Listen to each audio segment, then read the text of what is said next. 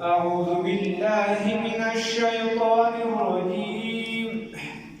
بسم الله الرحمن الرحيم. سبحان الذي أسرى بعبده ليلا من المسجد الحرام إلى المسجد الأقصى الذي باركنا حوله لنريه من آياتنا إنه هو السميع البصير. صدقت يا رب العالمين.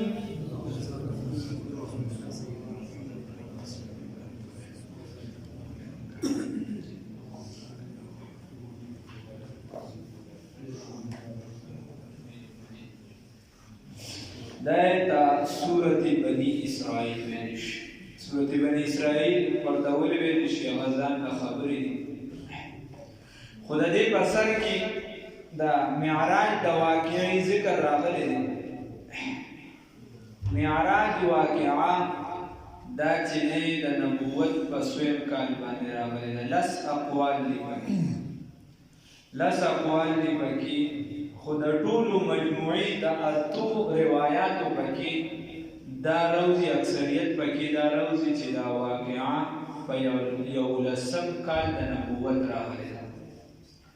ځکه چې مور بیبي حضرت سیده خدیجه الکبرى رضی الله تعالی عنها د وفات نه پس راغلی ده او حضرت خدیجه الکبرى رضی الله تعالی عنها د رسول الله صلی الله علیه وسلم سره په شیب ابي طالب کې موجوده وه او هغه تر لسم کال او بیا د واقعه چې د مدینه منورې خلکو چې لومړني بیعت کوو د هغې نه وړاندې پورې وه د هغې نه وړاندې شوې ده نو معلومه دا شوه چې په یو لسم کال کې شوې او بیا اقوال پکې دي خو په 27 رجب باندې دغه واقعه دا راغلې ده.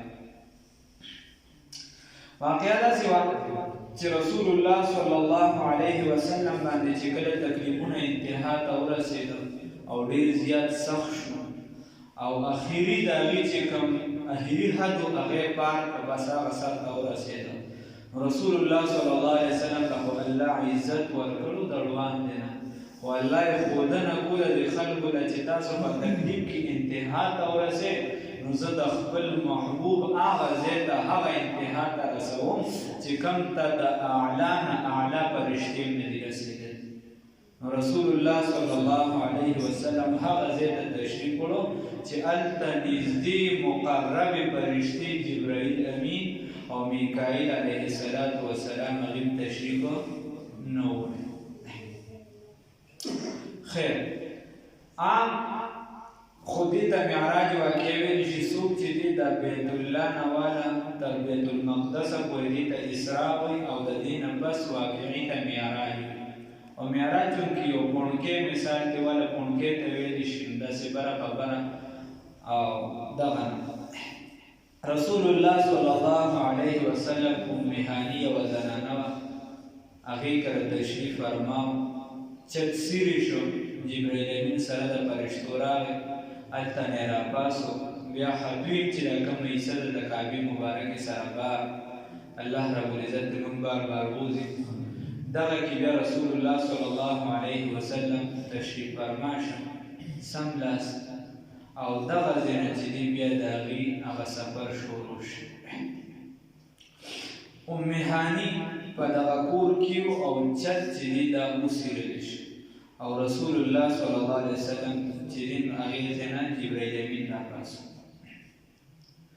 ما درته ویلي د اسرائیل خو عام دا په معراج سره عوامو کې مشهور دي نور دې ته کې بیا علمي نکتې وغیره دي هغې څه ضرورت داسې نشته عامو خلکو بیا رسول الله صلی الله علیه وسلم د براق راوستلی شو او دغه براق چې دی دا د جنت یو ځناور او دا د خر نه غټ او د خچر نه لږ وړوکي تک سپین هغې باندې رسول الله صلی الله علیه وسلم تشریف فرما شو یا یې واګي چې د جبرائیل ونیسل یا یې واګي جبرائیل امین ونیسل او میکائیل علیه السلام او یا جبرائیل امین د رسول الله صلی الله علیه وسلم وروستو به طور ردیف کېناست دې ځای نه بیا سفر شروع شو. رسول الله صلی الله علیه وسلم یو ځای کې ورته جبرائیل امین وایي چې دلته کوشه او لمونځ وکړه 2 رکعاته. نو چې هلته یې 2 رکعاته وکړه ډېرې زیاتې کجورې وې. پخپله فرمایي ما تپوس وکړه دا کوم ځای دی؟ دا یثرب دی، ستا د هجرت ځای دی. بیا وړاندې لاړو نو ما ته بیا رسول الله صلی الله علیه وسلم او جبرائیل امین راته وایي چې لمونځ وکړه 2 رکعاته. هلته هم کوشموم یې کړم. وایي راته وایي چې دا وادي سینا دی او هغه اونه ده د کومې اونې سره چې موسی علیه السلام د الله رب العزت سره کلام کړو. دا هغه ځای د هغې نه وړاندې بیا چې دی وایي زما په مدین باندې تېرېدو شو نو بیا یې ما ته وایي چې دلته کې 2 رکعاته وکړه او دا وادي شعیب دی د حضرت شعیب علیه السلام ځای. او ډېرې زیاته خوشبویي او نورو روایاتو کې راځي دلته خو دې نه راوښي.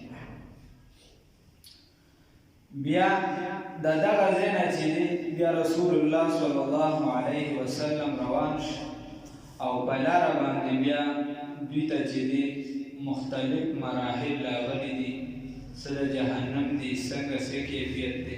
بیا سلام شوی دی ابراهیم علیه السلام وغیره یې سلام کړی دی، هغې څه کیفیت دی. یا د موسی علیه السلام په قبر باندې تېر شوی دی.